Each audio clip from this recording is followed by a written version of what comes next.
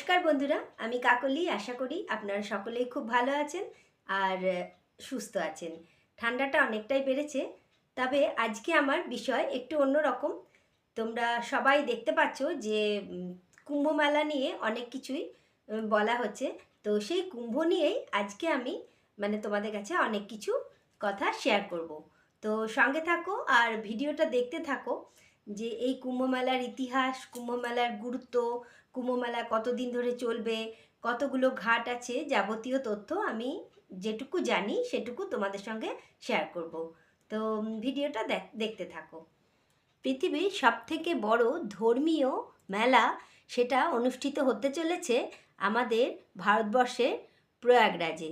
প্রয়াগরাজ মানে যেটা এলাহাবাদ, সেখানে আমরা জানি সেখানে গঙ্গা, যমুনা আর সরস্বতী এই তিনটে নদীর মিলনস্থল। আর সেখানেই সেটা হচ্ছে ত্রিবেণী ঘাট, আর সেখানেই সঙ্গম স্থান। আর সেই সঙ্গমেই গোটা ভারতবর্ষ থেকে, গোটা পৃথিবী থেকে মানুষ আসছে সেখানে এই পুণ্য তিথিতে স্নান করতে। তো এই তিথিগুলো কখন কখন, কোন কোন সময়, কি কি, সেটাই আমি তোমাদেরকে একটু বলে দিই। তো 2025 সালের কুম্ভ মেলা চলবে প্রয়াগরাজে প্রায় 45 দিন ধরে। আজকে হচ্ছে 2025 সালের জানুয়ারি মাসের 13 তারিখ। আজকে হলো পূর্ণিমা, আর এই পূর্ণিমা তিথি থেকে অনেকেই পুণ্য স্নান করেন, কিন্তু কাল হলো আগামীকাল মকর স্নান। এই দিন থেকেই কিন্তু প্রধান স্নানের দিনগুলো শুরু হচ্ছে। তো এবারে মোটামুটি আন্দাজ করা গেছে যে এই মেলাতে প্রায় 40 থেকে 50 কোটি মানুষের সমাগম হবে, আর যেটা একটা ইতিহাস সৃষ্টি করবে। আর এত এত ভক্ত, এত এত সাধু সন্ত, সমস্ত মানুষ এখানে কিন্তু আসবে এই পুণ্য স্নান করতে। তো এই পুণ্য স্নানের সৌভাগ্য সকলের হয় না, যাদের হয়, যারা যেতে পারবে তাদের অবশ্যই ভালো। তো আরও কিছু তোমাদেরকে বলছি।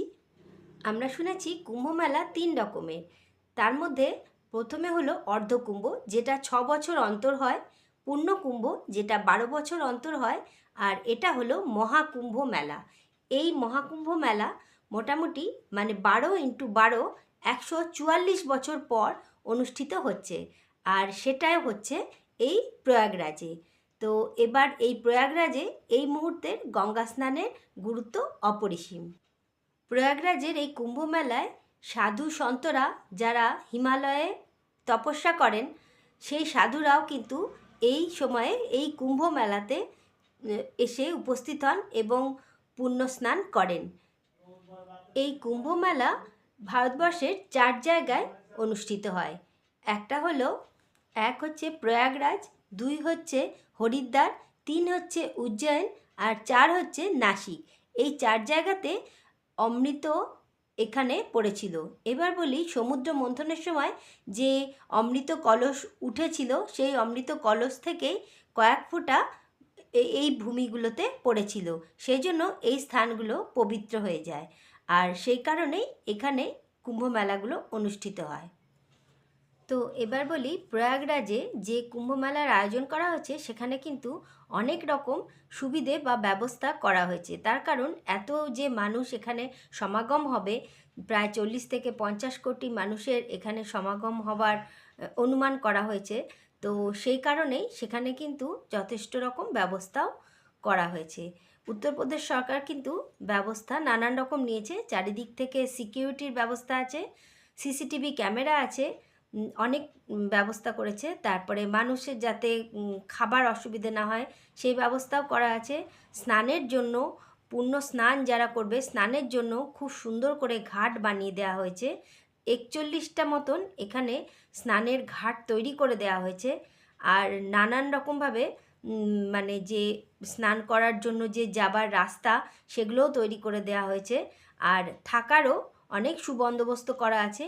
সাধুদের জন্য নানান রকম টেন্ট আছে, আখড়া আছে, আর বাকি অন্য অন্য সাধারণ পাবলিকদের জন্য কিন্তু থাকার নানান রকম ব্যবস্থা করা হয়েছে, আর শৌচাগারেরও ব্যবস্থা করা হয়েছে। তো সব মিলিয়ে ব্যবস্থা কিন্তু সম্পূর্ণই সুন্দর করা হয়েছে। তো তোমরা যারা এই মহাকুম্ভের মেলায় যেতে চাও তারা অবশ্যই যাও, কেন কি এটা মানুষের জীবনের জন্মের এই একবারই হয়তো এই পুণ্যটা প্রথম এবং শেষ, তোমরা এই পুণ্যটা অর্জন করতে পারবে। তো তোমাদের এই পুরো ভিডিওটা কেমন লাগলো, ছোট্ট করে আমি তোমাদের কাছে যেটুকু জানি সেটুকু শেয়ার করলাম।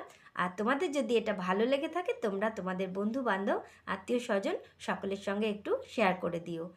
আজ তবে আসি, সবাই ভালো থেকো, সুস্থ থেকো, আর পারলে কুম্ভ স্নান একবার করে আসো।